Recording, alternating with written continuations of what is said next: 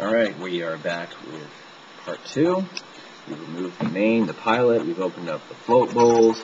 I showed you how to measure the float height. It's from right here where my finger's resting, right there. This right here, just because it's sitting right here where you can see it easy, this is where the main fuel is coming in. You're going to want to take this off and make sure you clean that out inside there too. It's going to go all the way across to the other side of the card. It goes all the way across through this line over to the other side, and what's blocking that is actually the float needle. So to remove the floats, what I use is a punch. However, note that I'm punching this out, but I'm not using a tremendous amount of effort. It shouldn't be very difficult. Don't destroy this thing when you're pulling it out. I use a little punch on the pin, and the only thing I need to hit that with is like the back of a screwdriver like this, which is soft. And I'm just gonna get that here if I can get it out.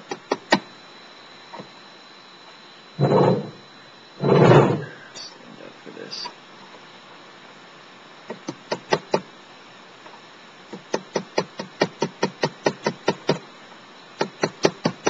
It's possible to break things when you hit them too hard. It shouldn't. There we go. Alright, so see, it shouldn't require that much effort to get out. You pull this pin out, okay, set it aside. You can now remove the floats. Your floats might have a needle that's attached to it. There's just a little metal hook that sits on here. Now, when you're adjusting your float height, how do you adjust your float height? Well, you take your float out. You can see it. Okay, see this little tang right there? You simply push on this with a flat-bladed screwdriver.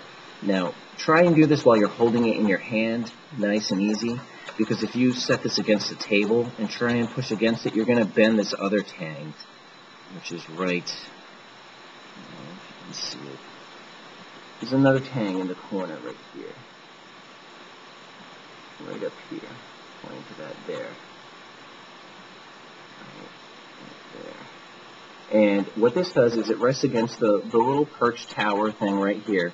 And this sort of, I don't know, I call it this little pivot tang. And this is going to basically fine-tune how much the float needle can open and close. And I found this to be important because if this is way out of whack and you, for example, bent it when you pushed against the table or something like that, the float needle will actually open too much or too little, and it will either get stuck or it won't let fuel in fast enough into the bowl, and then obviously you're not going to get enough fuel, or you'll get too much and you'll flood.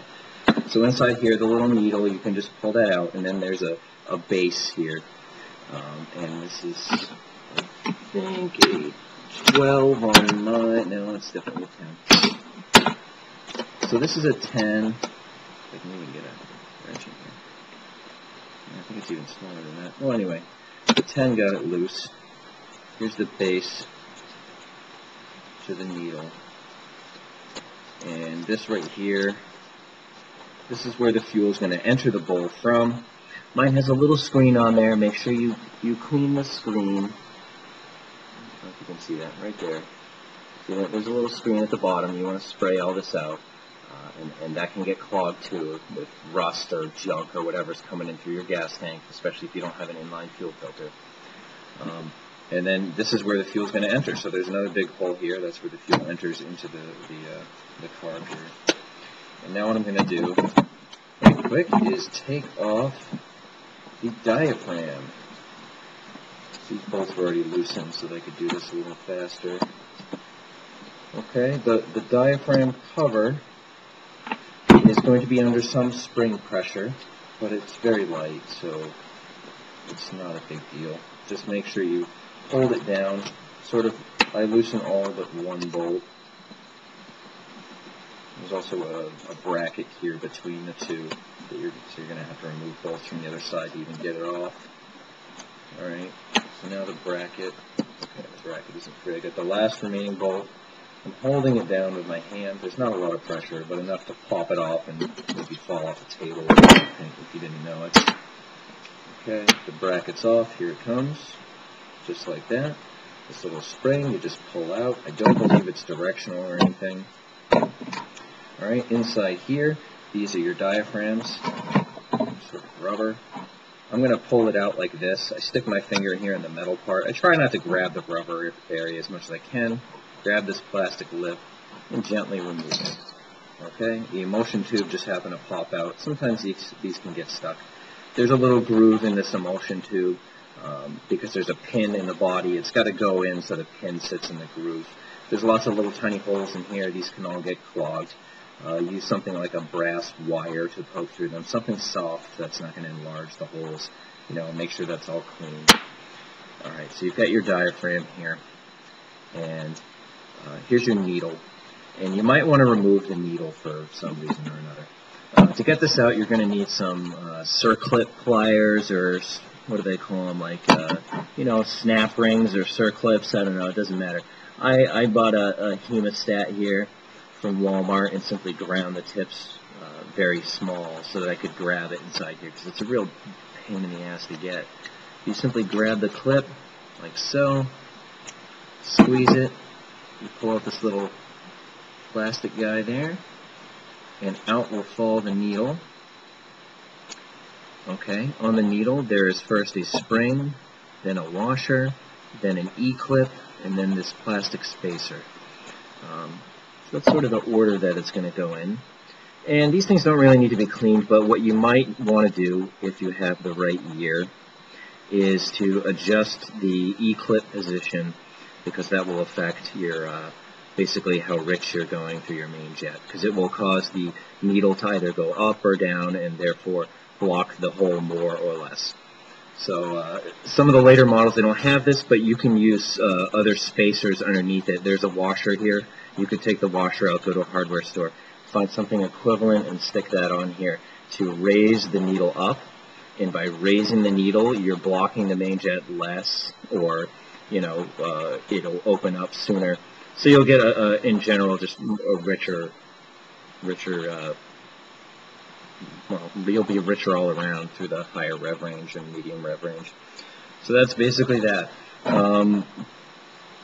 Now, the only other thing you could take apart here, which I really don't want to because it's annoying, is you could pull out these idle screws.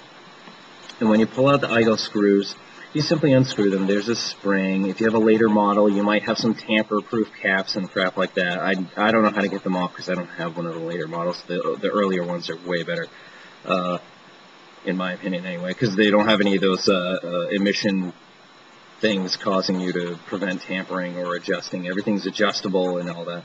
But there's also your choke rod here. This rod goes all the way through. If you remove it, there are these sort of screws that hold the rod in place.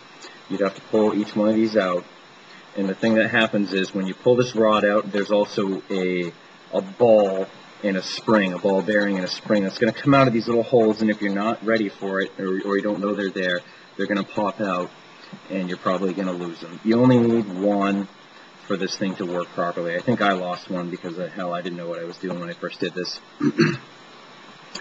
And that's about it. Other than that, you should just be aware that if you plan to soak your carburetors in anything, to clean them rather than just blast the passages with a carb cleaner, is that there are other gaskets, I believe, inside the butterfly valves. I think there are some inside here too. And the only way to get those out is to, like, remove the whole butterfly assembly, which I really didn't want to do. I soaked mine with them in, but it wasn't a harsh cleaner. It was like vinegar or something like that, and it didn't seem to harm them, and they seemed to run fine. Other than that, what you're going to do is just clean it and check your carb, your float height. Remember, the values in the manual for the Yamaha are often wrong, so don't necessarily go by them. And that's about it. This is going to solve most people's problems. Oh yeah, when you pull the choke rod out, I forgot there's two plugs on the side of each one, and these are what open and close the, well, you can see them when you open and close the choke. They literally just unscrew out and you just pull them out there. Pretty simple, and that's my quick but long 20-minute intro to the carbs.